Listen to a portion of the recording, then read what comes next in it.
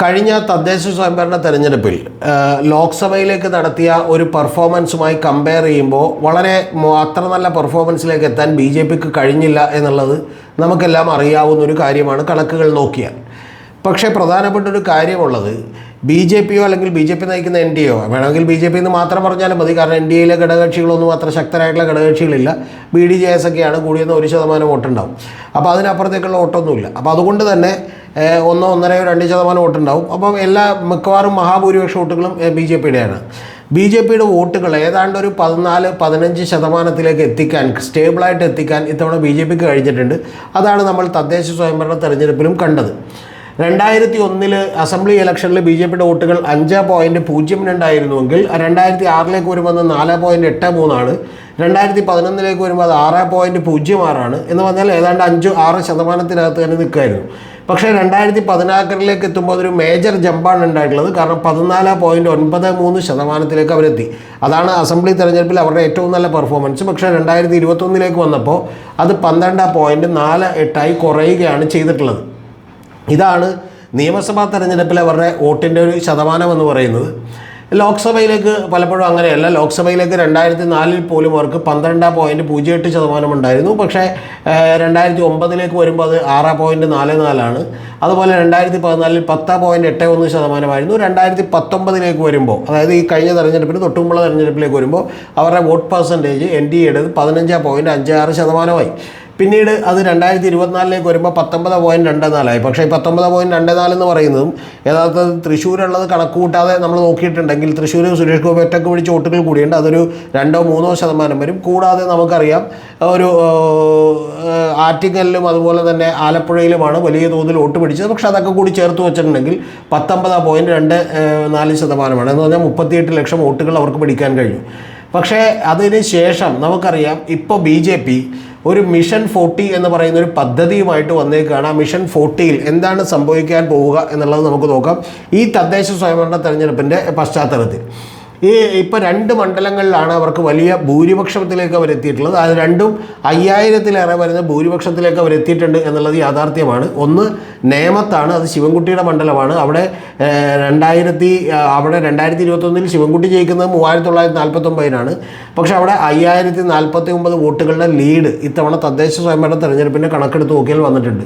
കൂടാതെ വട്ടിയൂർക്കാവിലേക്ക് വരുമ്പോൾ V K പ്രശാന്തിൻ്റെ കണക്കിൽ 5499 വോട്ടുകൾ അവിടെയും വന്നിട്ടുണ്ട്. പക്ഷേ വി കെ പ്രശാന്ത് നിൽക്കുമ്പോൾ അത്രയും വോട്ടുകൾ സമാഹരിക്കാൻ ബി ജെ പിക്ക് കഴിയില്ല എന്നുള്ളത് നമുക്ക് അറിയാവുന്നൊരു കാര്യമാണ്.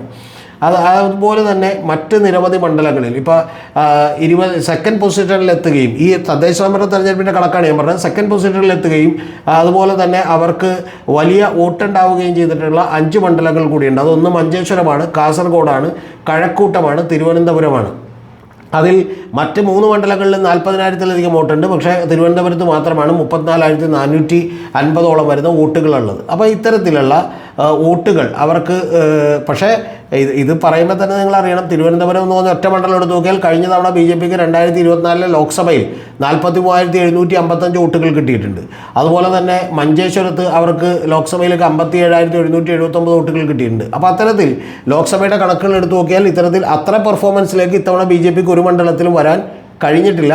ആകെ കഴക്കൂട്ടത്ത് മാത്രമാണ് കഴിഞ്ഞ ലോക്സഭയിൽ നടത്തിയ പെർഫോമൻസിനേക്കാൾ, ലോക്സഭയിൽ അവർക്ക് 34,382 വോട്ടുകൾ ഉണ്ടായുള്ളൂ, 40,000 വോട്ടുകളിലേക്ക് വന്നു. അപ്പോൾ ഞാൻ പറഞ്ഞു വന്നത്, ഈ 2 മണ്ഡലങ്ങളിൽ അവർക്ക് ഭൂരിപക്ഷമുണ്ട്. 4 മണ്ഡലങ്ങളിൽ ഈ തദ്ദേശ സ്വയംഭരണ തെരഞ്ഞെടുപ്പിൻ്റെ അടിസ്ഥാനത്തിൽ തന്നെ അവർക്ക് സെക്കൻഡാണ് എന്നുള്ളത് നിങ്ങൾ കാണണം. അങ്ങനെ 6 മണ്ഡലങ്ങൾ അവർക്ക് വലിയ സാധ്യതകളുണ്ട്. കൂടാതെ അവർക്ക് 3-ം സ്ഥാനത്താണ് വന്നതെങ്കിൽ പോലും അതിൽ 40,000-ൽ കൂടുതൽ വന്നിട്ടുള്ള 5 മണ്ഡലങ്ങൾ വേറെയുമുണ്ട് എന്നുള്ളത് ചുരുക്കം. എന്ന് പറഞ്ഞാൽ ഇപ്പോൾ 9 മണ്ഡലങ്ങൾ ഇത്തരത്തിലുള്ള മണ്ഡലങ്ങളുണ്ട്.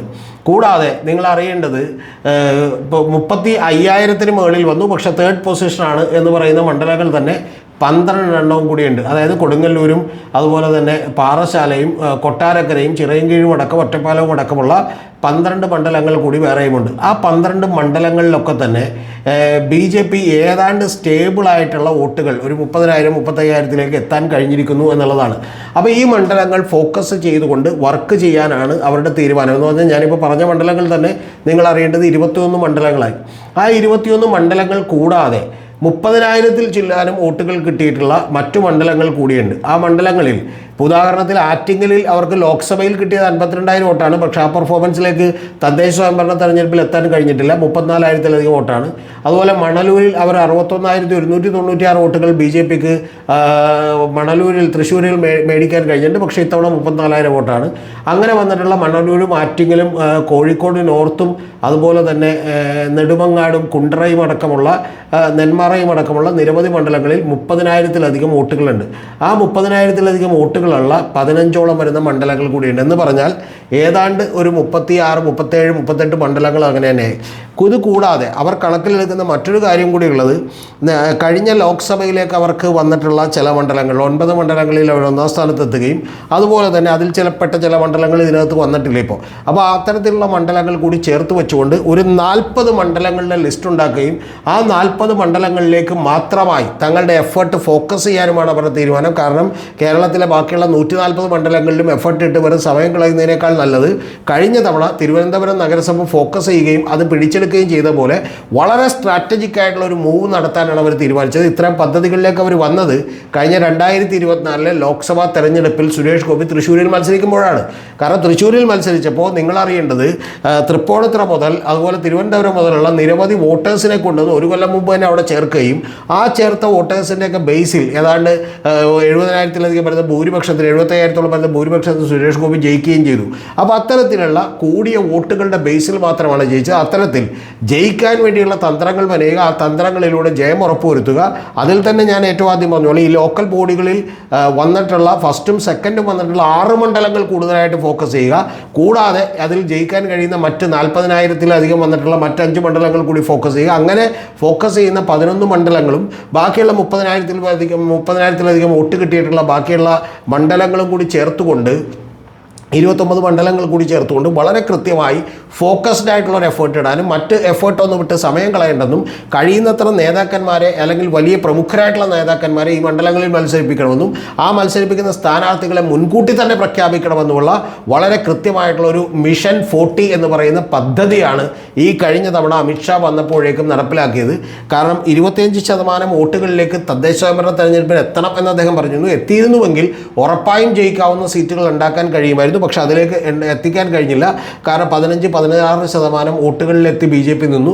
പക്ഷെ എങ്കിൽ പോലും ഈ 40 സീറ്റുകളിൽ ഫോക്കസ് ചെയ്യുകയും മറ്റ് സ്ഥലങ്ങളിൽ നിന്നുള്ള ആളുകളെ കൊണ്ടൊന്ന് ജോയിൻ ചെയ്യിപ്പിക്കുക അല്ലെങ്കിൽ അത്തരത്തിലുള്ള കാര്യങ്ങളടക്കം ഫോക്കസ് ചെയ്യുകയൊക്കെ ചെയ്തിട്ടുണ്ടെങ്കിൽ ഏതാണ്ട് ഒരു 5 സീറ്റുകളെങ്കിലും ജയിച്ചെടുക്കാൻ കഴിയും തങ്ങൾക്ക് ഇത്തവണ എന്നുള്ളതാണ് അവർ പ്രതീക്ഷ എന്ന് പറയുന്നത്. അതിനുവേണ്ടി കുറച്ചുകൂടി മൈക്രോ ലെവലിലുള്ള പദ്ധതികൾ എന്ന് പറഞ്ഞാൽ കേരളം മുഴുവൻ ഉണ്ടാക്കുന്ന പദ്ധതികൾ മാറ്റിയിട്ട് കഴിഞ്ഞ തവണ തിരുവനന്തപുരത്ത് ചെയ്തതുപോലെ തന്നെ പ്രധാനമന്ത്രി വരുമെന്നും വലിയ വികസനം പ്രഖ്യാപിക്കുമെന്നും ഒളിമ്പിക്സിൻ്റെ വേദിയാക്കി മാറ്റുമെന്നും ഒക്കെയുള്ള നിലക്കുള്ള മൈക്രോ ലെവലിലുള്ള പദ്ധതികൾ ഈ പറയുന്ന 6 മണ്ഡലങ്ങളിലേക്ക് സ്പെസിഫിക് ആയിട്ടും ബാക്കിയുള്ള 5ഓളം വരുന്ന മണ്ഡലങ്ങളിൽ 45,000-ലധികം വോട്ട് കിട്ടിയ മണ്ഡലങ്ങളിൽ വളരെ സ്പെസിഫിക് ആയിട്ടും മറ്റ് മണ്ഡലങ്ങളിലേക്കുമൊക്കെ തന്നെ പദ്ധതികൾ വളരെ കൃത്യമായി ആസൂത്രണം ചെയ്യാനാണ് തീരുമാനിച്ചിട്ടുള്ളത്. വളരെ പ്രധാനപ്പെട്ട ഒരു കാര്യം കൂടിയുള്ളത്, എല്ലാ 2 ദിവസം 3 ദിവസം കൂടുമ്പോഴും ഇതിൻ്റെ റിപ്പോർട്ടുകൾ അമിത്ഷായ്ക്ക് അയച്ചു കൊടുക്കുകയും അദ്ദേഹം തന്നെ നേരിട്ട് ഇത് കൃത്യമായി അദ്ദേഹത്തിൻ്റെ ടീം തന്നെ മോണിറ്റർ ചെയ്യുകയും ചെയ്യുമെന്ന് പറയുന്ന ഏറ്റവും പ്രധാനപ്പെട്ട വാർത്തയാണ്. എന്ന് പറഞ്ഞാൽ BJP ഇത്തവണ നേമത്ത് അടക്കം അല്ലെങ്കിൽ മറ്റുള്ള മണ്ഡലങ്ങളിലടക്കം അക്കൗണ്ട് തുറക്കുകയും സഭയിലേക്ക്, അതായത് കേരള നിയമസഭയിലേക്ക് ഒരു വലിയ പ്രതിപക്ഷമായി മാറുകയും അത്തരത്തിൽ ഒരു മീഡിയ കവറേജ് കിട്ടുന്ന ലെവലിലേക്കെങ്കിലും എത്തിയില്ലെങ്കിൽ ഈ വർക്ക് കൊണ്ട് യാതൊരു കാര്യമില്ലെന്നും അതുകൊണ്ട് അങ്ങനെ ചെയ്തേ തീരുമെന്നും അതാണ് നിങ്ങളുടെ ഏറ്റവും ആദ്യത്തെ മിഷനെന്നും ആ മിഷൻ നടപ്പിലാക്കിയില്ലെങ്കിൽ ചില തലകളോട്ടിലും വന്നുമുള്ള വളരെ കൃത്യമായിട്ടുള്ള ശാസനമാണ് അമിത്ഷാ കൊടുത്തിട്ട് പോയേക്കുന്നത്. അതുകൊണ്ട് തന്നെ അരയും തലയും മുറുക്കി BJP അംഗത്തിലേക്ക് ഇറങ്ങാണ്.